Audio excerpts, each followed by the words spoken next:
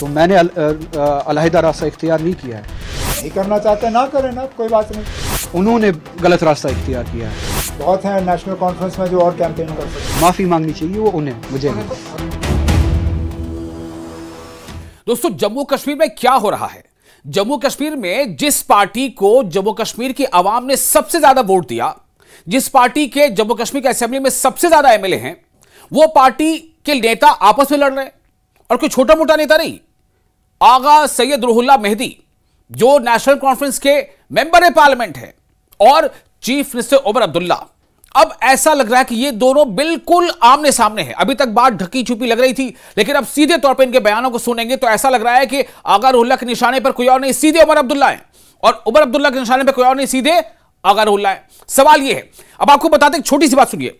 जब उमर अब्दुल्ला से पूछा गया कि मियां अल्ताफ अहमद साहब ने ऐसे ऐसे कहा, जो भी बातें थी, फिर उन्होंने रिपोर्टर ने नाम ले लिया कि आगा सैयद रुहुल्लाह, तो उमर अब्दुल्ला ने क्या कहा पता है? उन्होंने कहा कि क्या आप बात कर रहे हैं, आप एक ही प्लेटफॉर्म दोनों को ले आते हैं, कहां मियां अल्ताफ अहमद, कहां आगा रुहुल्लाह।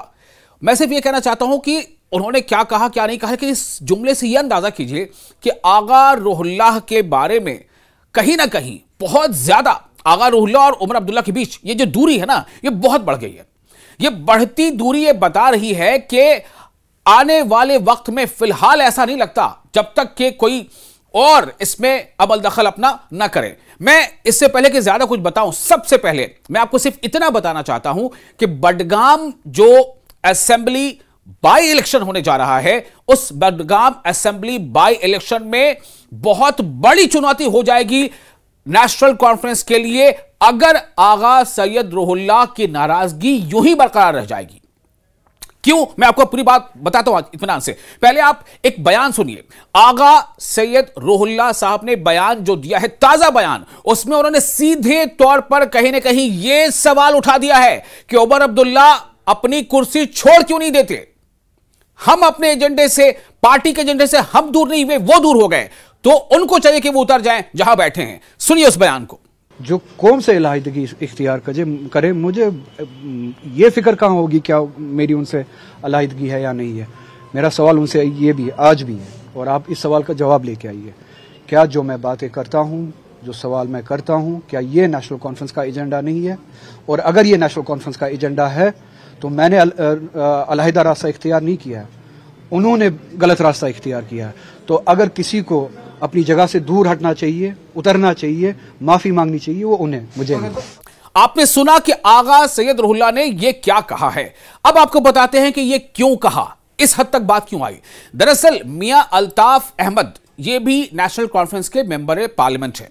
मियां अल्ताफ अहमद के बारे में खबर छपी कि उन्होंने सीएम के बारे में यह कहा था कि आप जिस मुकाम पर हो, जिस कुर्सी पे बैठे हो, आपको कुछ बातें सोच समझकर करनी चाहिए। इससे लगा कि भाई एक फ्रंट तो खुला हुआ था आगा रुहुल्लाह का, अब क्या एक और फ्रंट खुल गया है? क्या अब एक और जो है मोर्चा खुल गया जहां से सीएम पर हमला होगा या एनसी के क़यादत पर हमला होगा? उस पर जब सवाल पूछा गया उमर अब्दुल्ला साहब से, तो उनका यह कहना था कि मियां अल्ताफ अहमद साहब जो हैं, वो मतलब उनकी जो बातें हैं वो मेरे लिए एक नसीहत के तौर पर हैं, और वो बिल्कुल वैसे ही जैसे मेरे वालिद साहब मुझे कहते हैं। मेरे वालिद साहब भी मुझे कहते हैं कि तुम कुछ जो बोलो सोच समझ के बोलो, ये एक नसीहत है, और मैं उनकी बात को भी एक नसीहत के तौर पर लेता हूं। उसी पर जब सवाल उनसे पूछा गया कि भाई आगा रुहुल्लाह जो है वो नाराजगी है बनी हुई है, वो लगातार मुद्दे उठाए, तब उन्होंने कह दिया कि भाई कहां मियां अल्ताफ अहमद, कहां आगा रुहुल्लाह। अब आप सुनिए उस बयान को मैं आपको सुनाने जा रहा हूं कि दरअसल आगा सैयद रुहुल्लाह मेहदी ने पहले क्या कहा था, उसके बाद रिपोर्टर्स के सवाल पर चीफ मिनिस्टर उमर अब्दुल्ला का स्टेटमेंट क्या है मियां अल्ताफ के बारे में और आगा रुहुल्लाह के बारे में। यह बयान आप सुन लीजिए, आपको तस्वीर बहुत हद तक साफ हो जाएगी कि मामला कितना गंभीर हो चुका है, और क्या वाकई बडगाम असेंबली इलेक्शन में जहां पर यह माना जाता है कि उस असेंबली हल्के में आगा सैयद रुहुल्लाह मेहदी से मुताबिकत रखने वाले, यानी कि उनको जानने मानने वाले उनके हिमायतियों की तादाद बहुत ज्यादा है। ऐसे में अगर आगा सैयद रुहुल्लाह मेहदी कैंपेन नहीं करते हैं तो क्या उसका नतीजा उस सीट का हो सकता है, यह आप अंदाजा लगा पाएंगे। सुनिए वो बयान 3।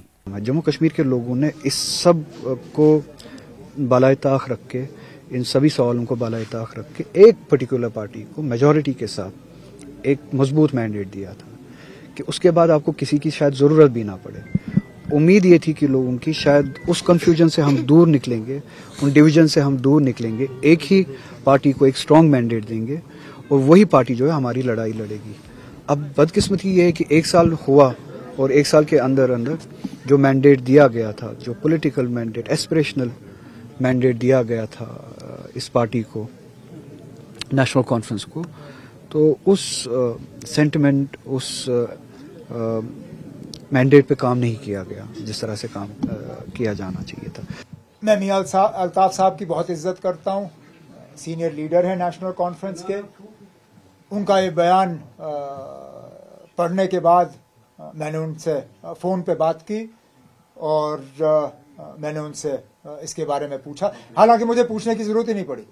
जैसे उन्होंने मेरा नंबर देखा और फ़ोन उठाया, उन्होंने हंस के कहा कि ना आपने शायद पढ़ा होगा, ना मेरा ये इरादा था, ना कुछ जो चीज़ें कही गई हैं मैंने कहे हैं। लेकिन उसने ये ज़रूर कहा कि ना मैंने इतना ज़रूर कहा है कि आप जिस कुर्सी पे बैठे हो आपको सोच समझ के बात करनी चाहिए। वो तो मेरे वालिद साहब भी मुझे कहते हैं। तो इस हिसाब से मेरे वालिद साहब और मियां अल्ताफ साहब में कोई फ़र्क है नहीं। मैं उनको उसी नज़रिए से देखता हूँ। मेरे एक सीनियर साथी हैं, उनका मशवरा मेरे सिर आंखों पे। बाकी मैंने एक उनके बेटे के हैसियत से ही समझ लीजिए, मैंने उनसे ज़रूर एक गुजारिश की। मैंने उनसे कहा, मियां साहब जब भी कोई मुझसे बात करनी हो तो मीडिया को छोड़ के आ जाइए ना, बंद कमरे में बात करेंगे, ना उनको पता होगा ना बाकियों को पता होगा, हम ही बात कर लेंगे, उतना ही ठीक है।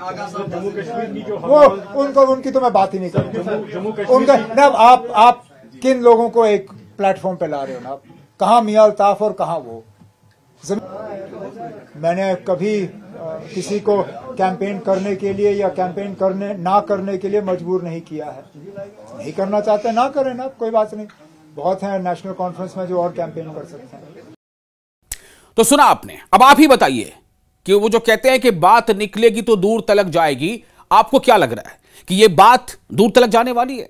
वो दूरी कहां तक है? वो दूरी कहां पर जाके खत्म होगी? या फिर क्या आपको ये समझते हैं कि कहीं ना कहीं चुनाव से पहले एक तरह से ये एक स्ट्रैटेजी है पार्टी को लाइमलाइट पर रखने का, और फिर ऐन मौके पर सब कुछ ठीक हो जाएगा जैसे सियासत में होता है? फिर आगा रोल्ला साहब हो सकता है कैंपेन भी करें, हो सकता है फारूक अब्दुल्ला का इंटरवेंशन हो जाए, वो मुदाखलत करें, फिर ये बताया जाए कि वो काफ़ी उम्रदराज हैं और काफ़ी सीजन पॉलिटिशियन हैं, तो बातें सब ठीक हो जाएंगी। लेकिन एक बात तो है, जो बातें आगा सैयद रुहुल्लाह मेहदी की जुबान पर हैं कि पार्टी अपने एजेंडे से दूर होती नजर आ रही है, वही बातें लगभग बाकी पार्टियों के सरबराह भी कह रहे हैं कि नेशनल कॉन्फ्रेंस ने जो वादे किए थे चुनाव से पहले और इख्तिदार मिलने के बाद, उन वादों को निभाने में काफी पीछे है।